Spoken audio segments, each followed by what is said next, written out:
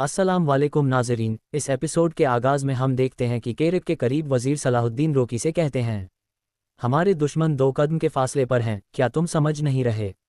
जवाब में यारुकी कहता है, सुल्तान का हुक्म हम है, सलाहुद्दीन जो कुछ कर रहा है उसे रोको और यहाँ पर लाओ।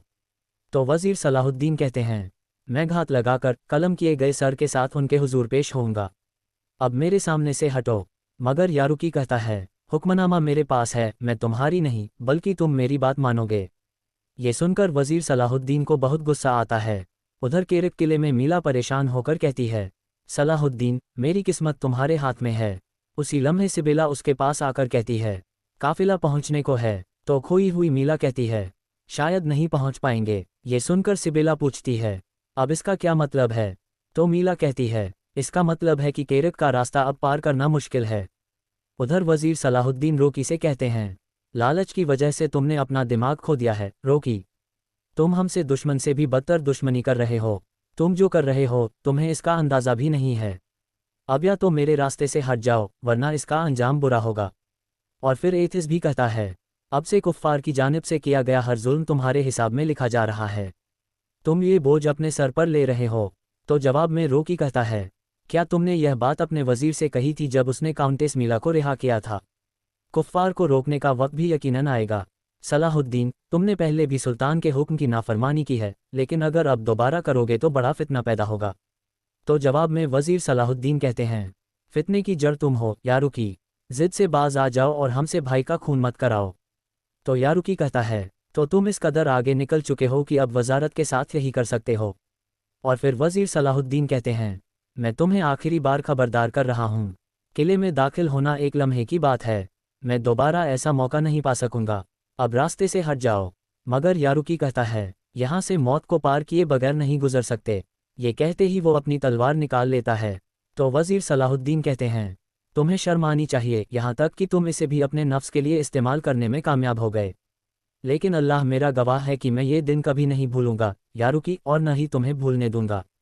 तो यारुकी कहता है, काहिरा में अधूरा रह जाने वाला मामला यहाँ मुकम्मल होगा। ये कहते और सुनते ही वो सब अपने घोड़ों से उतर आते हैं, मगर दोनों अपने सिपाहियों को रोकते हुए खुद ही लड़ पड़ते हैं।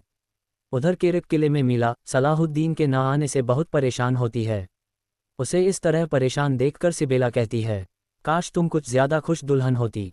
तो मीला कहती है, दुआ करो सिबेला, ऐसा कुछ नहीं जो खुदावंद नहीं कर सकता। उसी वक्त एक सिपाही आकर कहता है, महोदय लॉर्ड शातियो और उनका काफिला पहुंच चुका है, वो गिरजाघर में आपका इंतजार कर रहे हैं।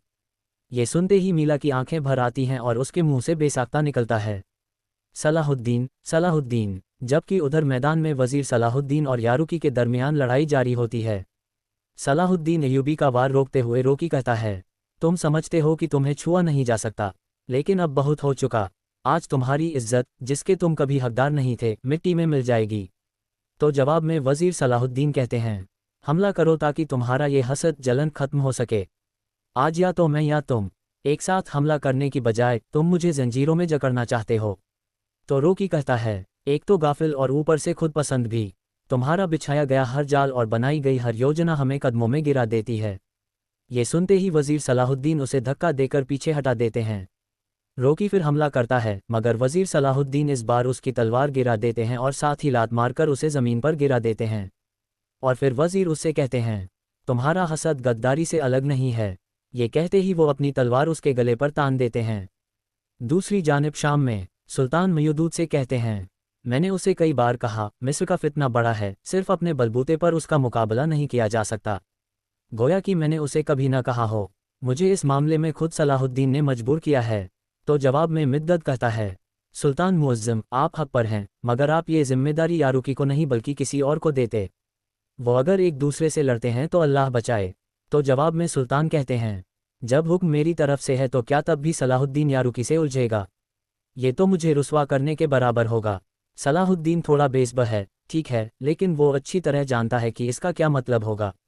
दूसरी तरफ केरब का एक सिपाही अपना घोड़ा दौड़ाता हुआ बजूज तक पहुंचता है और उसके कान में खबर देता है। जबकि उधर वज़ीर सलाहुद्दीन भी अपनी तलवार वापस म्यान में डाल देते हैं, पलटते हैं और अपने साथियों से कहते हैं, हमने काफ़ी वक्त ज़ाया कर दिया है, चलो हरकत में आते हैं। मगर बजूज कहता है, मेरे वज़ीर हरकत में आ भी जाएं तो क्या फ़ायदा? शातलिन और उसका काफिला केरब पहुंच चुका है। ये सुनकर वजीर सलाहुद्दीन गुस्से से लाल हो जाते हैं, जबकि उनके साथी भी बहुत गुस्से में होते हैं। और फिर वजीर सलाहुद्दीन पलटते ही यारुकी पर दोबारा हमला कर देते हैं और उस पर मुक्कों की बारिश करते हुए कहते हैं, तुम्हारी वजह से मैंने उसे खो दिया। जहाँ कहीं भी भलाई होती है तुम वहाँ रुकावट बनते हो। तुम हर चीज़ में रुकावट हो यारुकी, जंग, अच्छाई, दोस्ती, हर चीज़ से मैं तंग आ गया हूँ तुम्हारे हसद से। अल्लाह तुम्हें गर्क करे। और फिर पीछे खड़ा बहादुर कहता है, ये बिना बदले के नहीं रहेगा, मेरे सब्र की भी एक हद है। तो वजीर सलाहुद्दीन कहते हैं, इस जिल्लत का चुनाव उसने खुद किया है। तुम पहाड़ पर शिकार करने से पहले अपने नफ्स के साथ शिकार करो। और फिर वो घोड़े पर सवार होते हुए कहते हैं, हम शाम जाएंगे, सुल्तान से रूबरू बात करने का वक्त आ गया है। ये कहते ही वो अपने साथियों के साथ रवाना हो जाते हैं, जबकि ज़मीन पर पड़ा यारुकी लगातार अपनी पगड़ी को देख रहा होता है।